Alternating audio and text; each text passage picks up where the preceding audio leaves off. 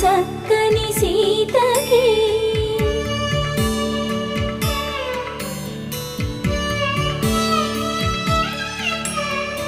ఎర్ర జాబిలి చేయి రాముడేడని అడుగుతుంటే